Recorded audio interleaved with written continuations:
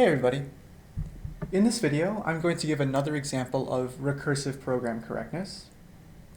Before we get started, I recommend that you pause the video and remind yourself about what the max subsequence sum problem is from challenge 5. But just quickly, given a list of integers, I want to find the maximum sum of any subsequence or list slice in this list. And in this case, it's not too hard to see that the maximum subsequence is this one, which has a sum of 7. Now on challenge 5, you gave a divide and conquer algorithm for this question, which ran in n log n time. And it turns out that this isn't actually the fastest algorithm for solving this problem. What I have on the left here is something that you might have thought of already. It's a linear time algorithm for solving this question. While I'm not going to prove that the running time is linear in this video, this is a good exercise for you to do as you're studying for the next midterm or the final. But let's talk about correctness. So here are our specifications. We have a precondition that A is a list of integers, what we'd expect. But the postcondition is a little bit different from before. This algorithm uses the principle of return a bit more to make your life a bit easier. So here we return two things in a tuple. A, which is the maximum subsequence sum. So that's our 7. And then B, which is the max sum of the prefixes of A, including the empty slice. So what do I mean by prefixes? I mean the empty prefix, which has a sum of 0. This prefix, which has a sum of -10. This one, which has a sum of -6. This one has a sum of -4. This one has a sum of -6, and this one has a sum of -3. Note that all of these sums are actually negative, except for the first one, and so I would return 0 for the second value in my tuple. And even though I just said this, let me emphasize that I'm saying that the empty list has a sum of 0. All right, now's an excellent time to pause the video, read the code carefully for about 5 or 10 minutes, trace through some examples yourself, and try to get a feel of what the code is actually doing. That is, I want you to spend a few minutes now to activate your intuition about what this code does before we formalize our intuition in a proof of correctness. Okay, well, I hope you took my advice and paused the video, because if you didn't, you're letting me do all your thinking for you, and this is a terrible way to try to learn things. Let's try to trace through the code on the above list. Well, its length is not 0, so we definitely go down into the else branch. The first step is a recursive call. We look at A1 to the end, which is 4, 2, -2, 3. And now at this point, if you paused the video and were tracing through the code yourself, a lot of you probably said, okay, well, what happens next? Then we go into the recursive call, and then its length is not 0, so then we go into the else branch and make a recursive call on 2, -2, 3. But remember what I said in class. This is the stack model of recursion that you don't want to use in this course. Don't go into the function, treat it as a black box, and use the postcondition to tell you what it returns. And if you do that, it returns 7, 7, because both the maximum sum of a subsequence and the maximum sum of a prefix, they're the same. They're just the whole list, which has a sum of 7. Now let's look at this if block over here. What does this if block do? It's trying to compute the value of the maximum sum of the prefixes now starting here, not starting here. There's really only two cases for this new max prefix.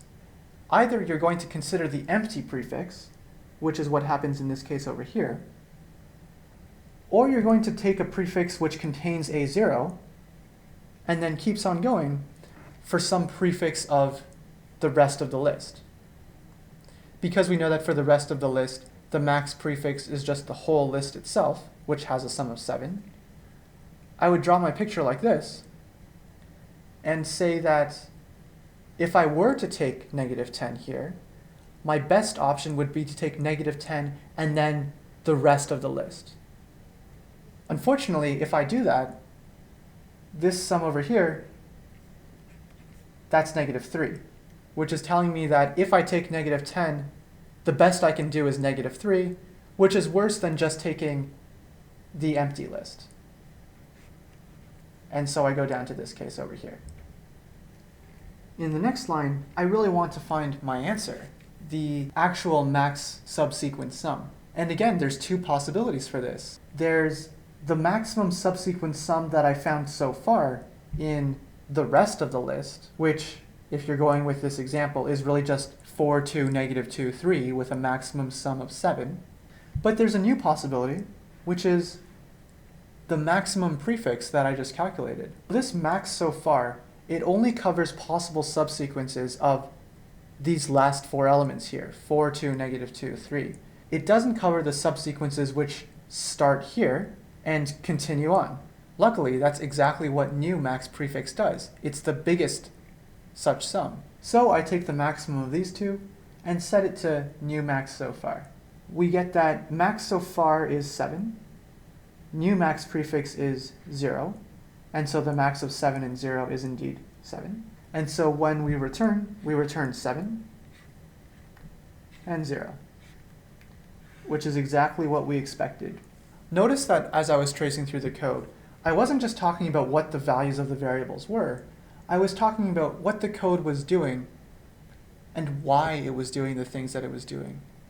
This is the kind of thinking that you need to be doing when you trace through code yourself, trying to figure out not only just what the values of the variables are, because even though that is important, that's only the first step.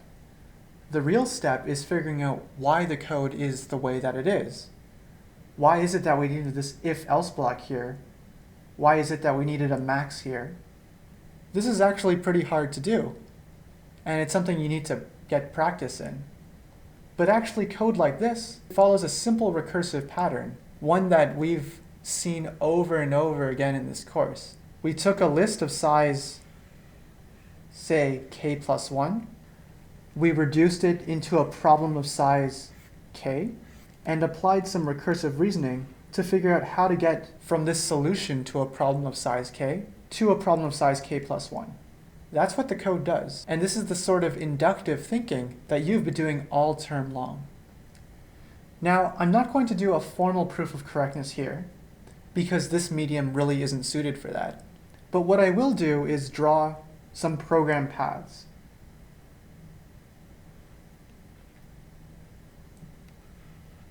So there's the first one, where the length of A is 0. Notice in the else block, there's really two program paths. There's this one, which executes the inner nested if block, and there's this one that executes the inner nested else block. Notice that if I were to draw this in a diagram, I'd probably do something like this. The red path being the something greater than 0 path, and the blue path being the less than or equal to 0 path. But eventually they recombine and then end up at the same return statement. Now let me remind you about what a formal proof of correctness should look like. We want to assume the preconditions, and then along each program path, the green, the red, or the blue, we want to prove that the postcondition holds when the program returns. What's the funny business? Or what's the tricky part? Well, the green part is pretty easy to show because A is empty. The only detail, there's this recursive call for which you need to show that when it starts, the preconditions hold and it's smaller. And if you manage to show both of these things, then you can conclude two things. You can conclude termination, and you can conclude that the postcondition holds on exit. So in this video, I leave you with two things. I leave you with the intuition of this algorithm that we discussed here. And if you're still having trouble with that, I recommend you trace through the code in a similar way that we did here on a slightly different example. But once you have the intuition behind what the code is doing and why it does things the way that it does, remember always that what we're doing in this unit is taking our intuition and giving it some additional structure to make it a convincing argument that you could actually give to somebody else. I strongly encourage you in the next week or week and a half to try writing a formal proof of correctness for this yourself. And at some point after a week or a week and a half, I'll post my own version of a proof of correctness as well. And in case you're wondering, I'm not doing this immediately because I really want you to try to do this on your own. And come talk to me if you have questions. Well, I guess that's everything. Have a great day.